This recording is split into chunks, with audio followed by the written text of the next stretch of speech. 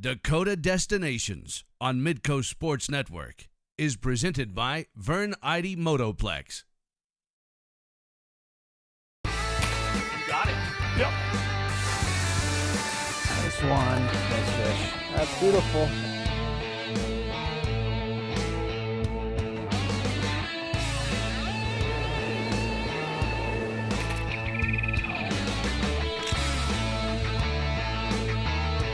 That is a beauty. Look at that one. Wow.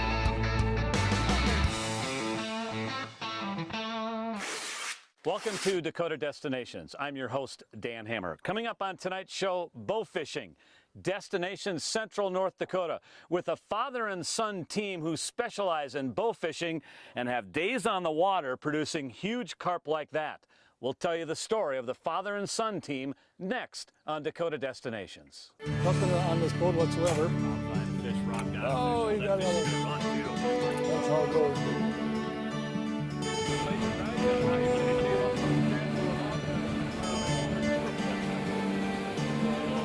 He's a shank shaker. He's a coming.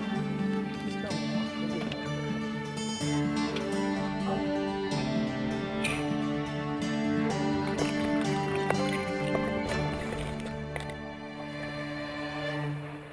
We meet Bob Ackerman and son Rob at a public access on the southeast side of Lake Sakakawea. And just by their rig, it's easy to see they are big on bow fishing. There's the carp swimming right there. There, got him. Yep. How far do you want to run? Half mile? I want to run out right away to the spot. Oh, okay. I want to go. Their 20-foot grizzly tracker is rigged specifically for bow fishing. Rail lights, trolling setups, a tank for the fish they stick, bow racks. When you fish in this boat, you're bow fishing. We force feed them fiberglass for lunch. You got him. Yeah. Okay. That's the shots we like right there. Bow fishing in North Dakota is open April 1st to November 30th. Only rough fish can be shot. Common carp, buffalo carp, and suckers, the most common in North Dakota waters. Any non-game species is all that we're allowed to shoot. There's a huge buffalo rig carp. And you got him. Well, there goes my $5. That's what we're after right there, boys. That is a big fish, Rob. Huh? Looked easy, right? It did. You made that look easy. Darn, and I had One shot and it was over. I didn't want to miss on film, you know. That's a buffalo. Out of the buffalo here. Oh, this is what you call a largemouth buffalo. As you can see, he's got the bigger mouth. Smallmouth will actually curl down. Smallmouth buffalo will start to, the lips will actually kind of curl down, and they actually get, I call them shoulders. They look like two bumps on their back, where it looks like a set of shoulders on their back. But that's what we're after. Warm water is one thing, yes. And small bays, backwater bays is one of the bays that we concentrate on. Yeah. We look for a lot of weed growth along the shorelines. Okay. Yeah, and in Lake Sakakawea, fortunately, the water is rising quite substantially high, so it makes a tremendous amount, a lot of weed bed along the shorelines, and that's where a lot of the carp and buffalo carp will congregate. And definitely clear water, which we have up here, which is really nice. It makes it this awesome shooting up here. Bob Ackerman grew up on a farm east of Bismarck. There, finally. In his teen years, he had a fiberglass bow that he mounted with a fishing I spool. spined him, so he's not even going to fight. No. That's a debilitating shot right there, isn't it, Bob? That is. That's how we like to take them down. They're laying in the weeds pretty thick in the shadows. Years later, his interest in bow fishing was reignited thanks to son Rob. He got hooked on the sport following the flood on the Missouri River in 2011. The river is pretty much shut down where we couldn't access it from a boat. And we hit it perfect where the spawn of the carp and buffalo was right at that time, and everybody started shooting from the shoreline. And that's how I actually started getting really into it. And it just, one thing led to another where we did that all summer long. And so after the flood, we knew that there was actually people out there with hundreds and hundreds of people with equipment, but now most of them are shooting from shore. So that's when we decided to throw a boat together and start doing the business with the boat to give those people an opportunity to get out on the water rather than the shoreline. Yeah. So a lot of the backwaters here would be really tough to get into off the shore. Okay, I'll take the left one here. You guys shoot whenever you feel like it. Go ahead, Dan.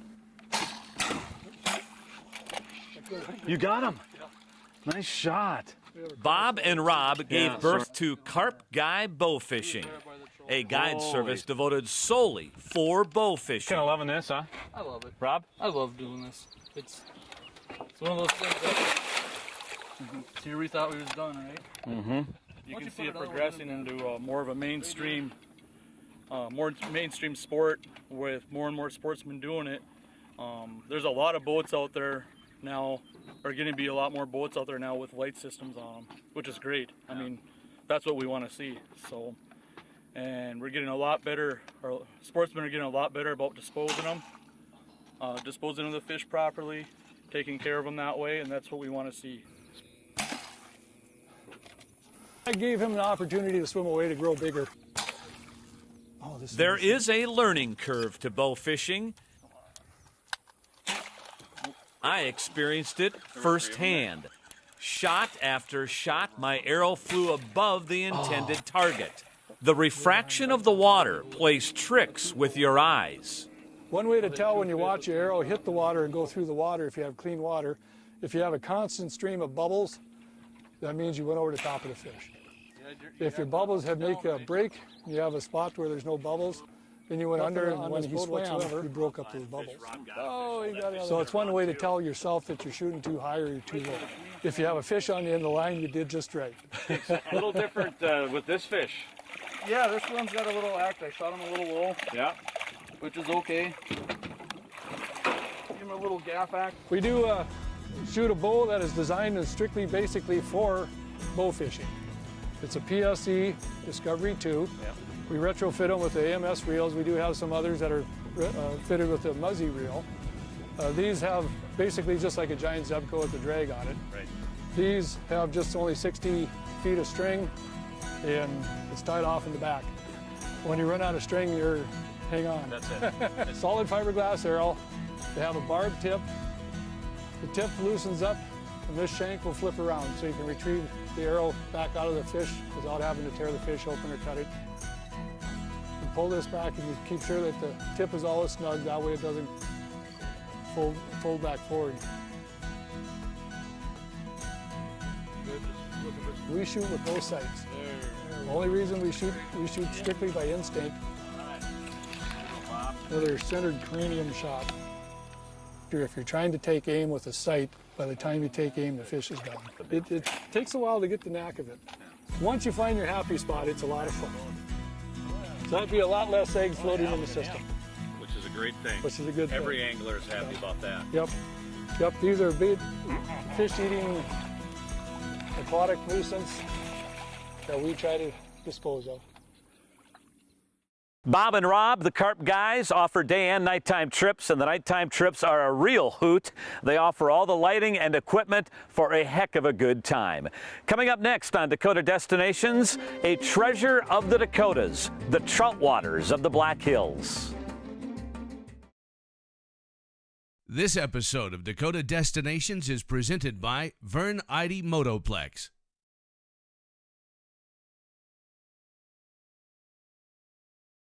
Dakota Destinations on Midco Sports Network is presented by Vern Ide Motoplex.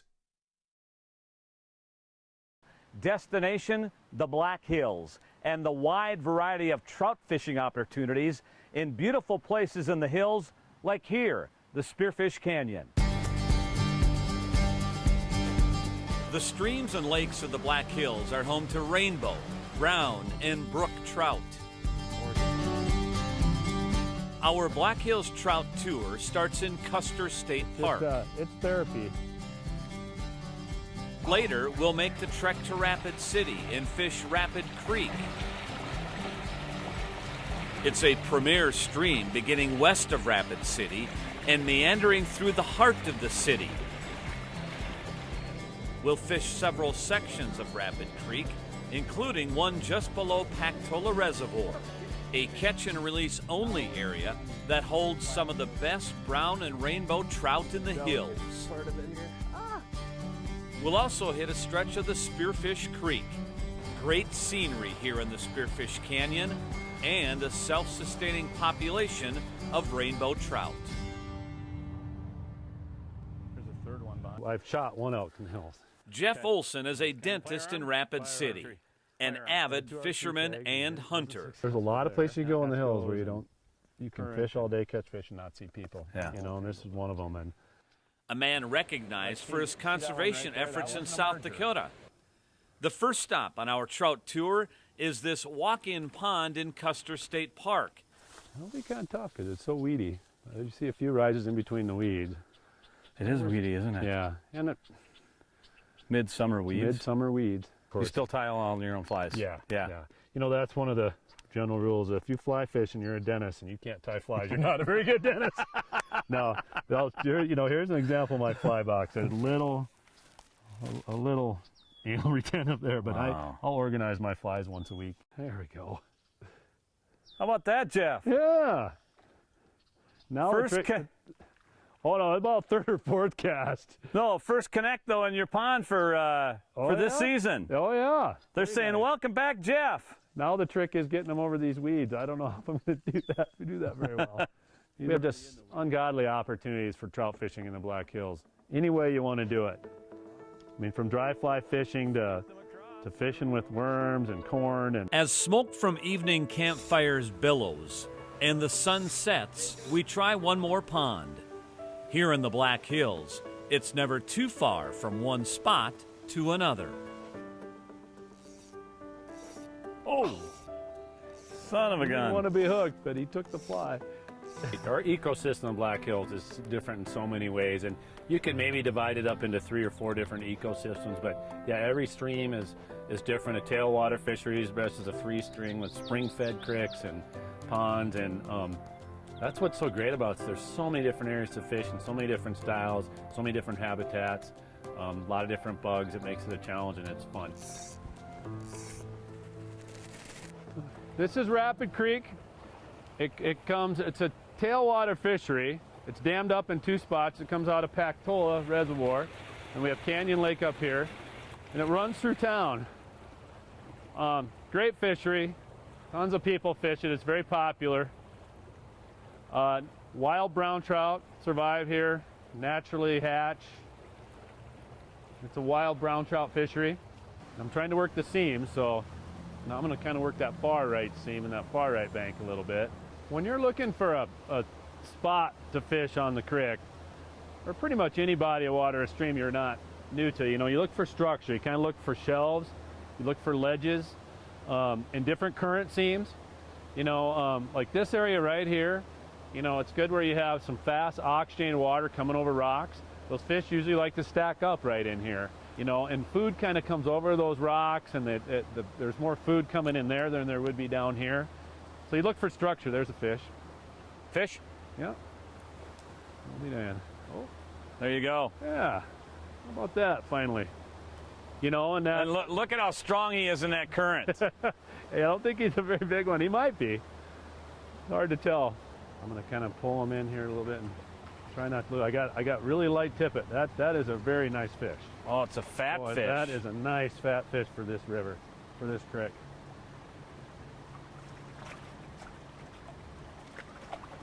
Just beautiful, aren't they? I'll start downtown and go to my first favorite hole. Someone's in it, I go to the next one, one. I always find a spot. That might be my 3rd or 4th spot. Yeah, he's just a beautiful fish. See how his fins are kind of white on the bottom? Now that's just a beautiful fish for the river here. Nice fat brown, healthy brown trout. Yeah. Born and raised in this river. How about that? This creek. I mean, and it's just you just don't find that many places. No, you don't. And you notice we haven't had anyone fishing today. In the middle of the day. It's kind of hot out, but it's just a great urban fishery. Before making the drive to Spearfish Canyon, we stop at Dakota Angler and Outfitter. There's 700 fish per mile. The region's premier source for trout fishing gear and equipment.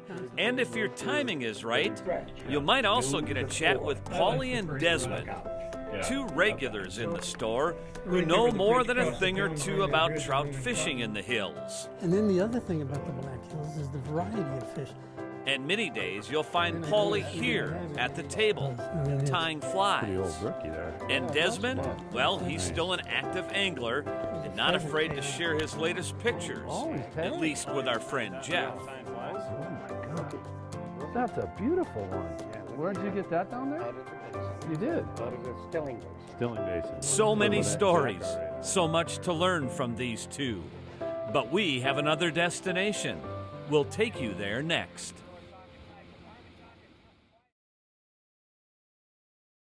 Dakota Destinations on Midco Sports Network is presented by Vern Eide Motoplex. Welcome back to the show. We continue our Black Hills Trout Tour with a visit to one of the top, if not the very top, catch and release spots in the hills. There's three fish just feeding. They're feeding on something in the surface, and they're like 10 feet from me. And you can tell when you catch a rainbow in here that it's a natural rainbow because there's so much more red. The Spearfish Creek is another top destination. It holds one of the finest populations of wild rainbow trout in the Black Hills. It also has a catch and release area.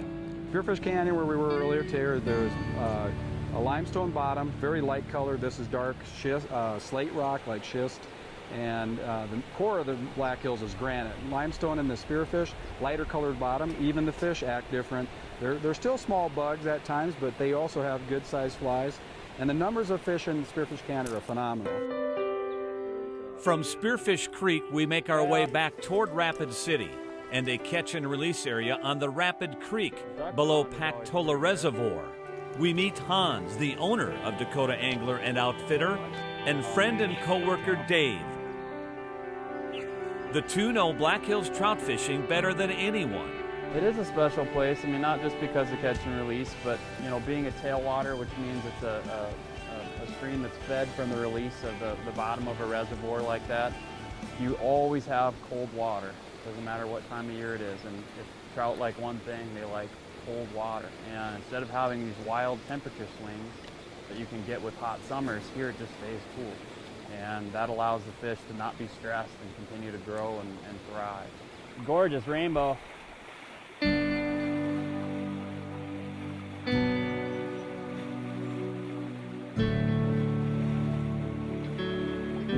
It's nice to have a challenge, a little different taste, a little different flavor.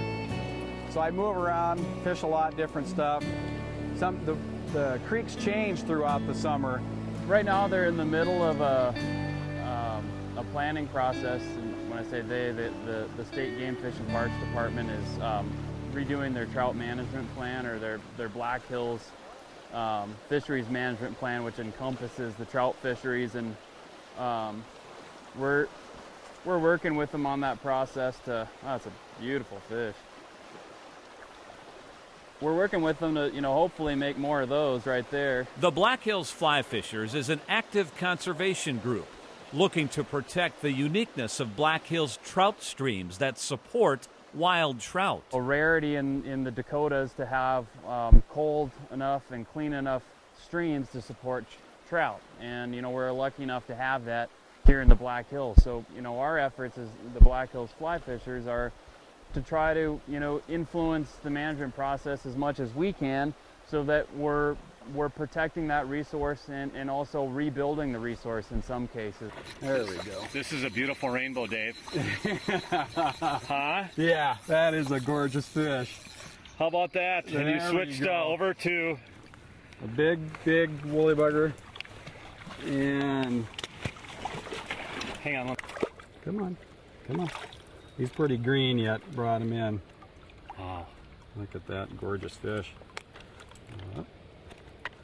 Little unknown fact, trout hold in their home waters for a long time. They live their life within 100 meters, and they really don't move until spawning time and then come back. Last fall, the Black Hills Fly Fishers put $50,000 to a stream restoration project on this stretch of Rapid Creek. So I'm using what's called a tenkara rod, a Japanese style of fly fishing, and it has no reel, as you can see. It has a fixed line, but what's nice about these rods is the length, the reach that you get allows you to present a fly and then keep most of the line off of the water. You get a really drag-free drift, meaning the bug drifts very naturally downstream. So without a reel, you have a bit of walking to do sometimes if you get a bigger fish like this. Nice. That's a really pretty brown. But on all on a simple rod with no reel. But the why I love it is its simplicity. It's easy to learn, but also simple to teach people with. You still get kind of the same experience of fly fishing, but without the learning curve. This is just a gorgeous brown. Look at the color on this fish. Beautiful tailwater brown trout. Just took a little mayfly nymph just below the surface a little bit. I love sight fishing. Yeah, that's you know, we as fly fishers or any fisherman, I guess, but if we can see the fish we're chasing, it kind of it becomes its reward, and that you're watching that fish, you're trying to determine what is it eating, where is that fly going to drift when I cast it, and what's the best way that I can thread that fly through there to fool that fish. It's a great place, the Black Hills, in this catch and release area and the habitat, and of course the conservation groups are a big part of this area too, in conjunction with the Forest Service and the game fishing parks. And yeah, this is a jewel for fishing. I mean, people from all over the world come to fish this area of the Black Hills. Coming up next week, Yankton gears up for a World Archery Tournament, and we chase springtime northern pike on Dakota Destinations.